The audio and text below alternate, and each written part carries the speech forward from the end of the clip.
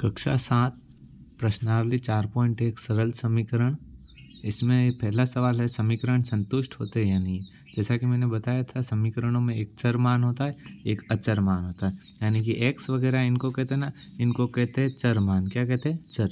यानी कि अगर x की जगह अपन ये मान रखेंगे तो ये समीकरण संतुलित होना चाहिए। इस तरफ का मान और इस तरफ का मान दोनों बराबर आना चाहिए। यदि दोनों साइड का मान बराबर आता है तो समीकरण संतुलित है, यदि नहीं आता है तो नहीं है। यहाँ पे x का मान कितना दे रखा है? 3 दे रखा है। यहाँ पे अगर x की जगह अपन 3 रखेंगे, 3 और 3 जोड़ेंगे, इधर हो जाएंगे 6 और इधर क्या है 0। यानी कि ये समीकरण संतुलित नहीं है। तो यहाँ पे क्या लिखेंगे आप पहले में? नहीं है। उसके बाद दूसरा सवाल देखो, दूसरे सवाल में x का मान 0 दे रखा है तो इधर अपन 0 लिखेंगे, 3 में 0 जोड़ेंगे 3, इस तरफ क्या है 0, तो ये भी संतुलित नहीं है। उसके बाद अगला सवाल देखो, x का मान कितना दे रखा? -3।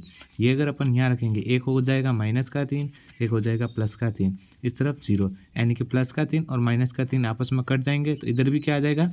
0।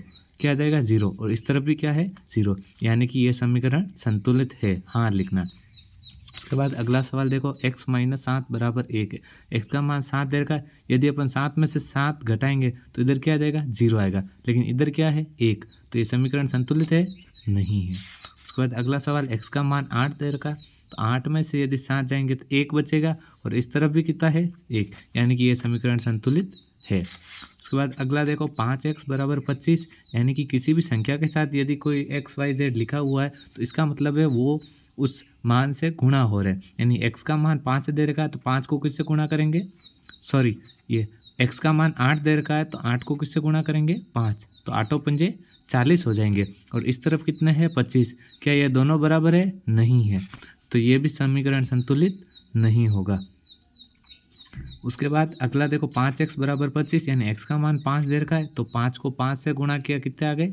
25। इस तरफ कितने हैं? 25। यानी कि ये समीकरण संतुलित है। उसके बाद अगला सवाल, -5 है। इधर 5 को 5 से गुणा किया, 25 तो आएंगे, लेकिन प्लस और माइनस का गुणा होगा तो किसके आ जाएंगे? -25। इस तरफ क्या है? 25।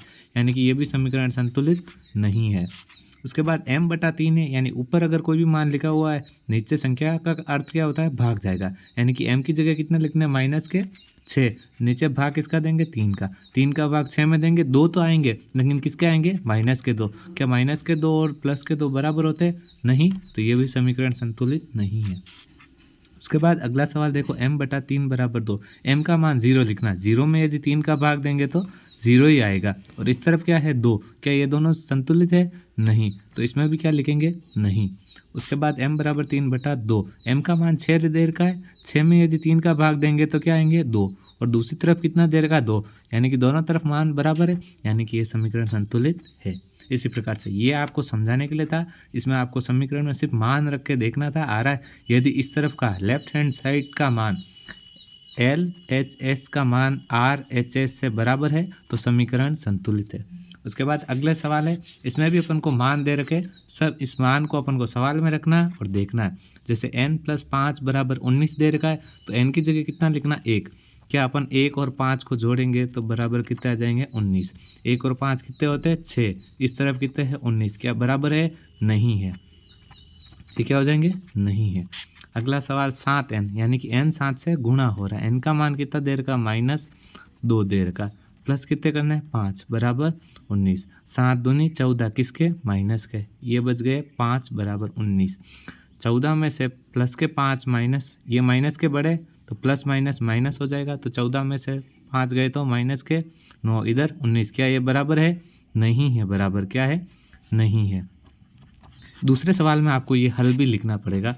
उसके बाद अगला सवाल देखो, 7m + 5। यानी कि n वापस इससे गुणा हो रहा है। n का मान कितना दे रखा? 2। तो 7 को 2 से गुणा किया, प्लस 5 किए 19। 7 दूनी 14 और 5 19। यानी कि दोनों तरफ का मान क्या आ गया? 19 आ गया। तो ये समीकरण संतुलित है, हाँ। LHS बराबर है RHS। यदि बराबर नहीं होता है तो बराबर का निशान लगा के बीच में क्रॉस करते हैं। ऐसे ही 4p है, p गुणा हो रहा, p का मान कितना? 1 दे रखा। 4 को 1 से गुणा करके -3 करेंगे, 13 आ जाएंगे।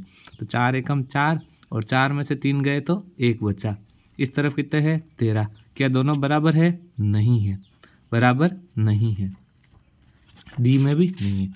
उसके बाद लास्ट सवाल है 4p, 4p माइनस 3 बराबर 13। p का मान कितना दे रखा, माइनस का 3 दे रखा, कितना दे रखा, माइनस का 3, माइनस का 4 दे रखा, उसमें माइनस 3 करना 13, 4 चौको 16, लेकिन किसका आ जाएगा, माइनस का, ये माइनस का 3, तो ये भी समीकरण संतुलित नहीं है।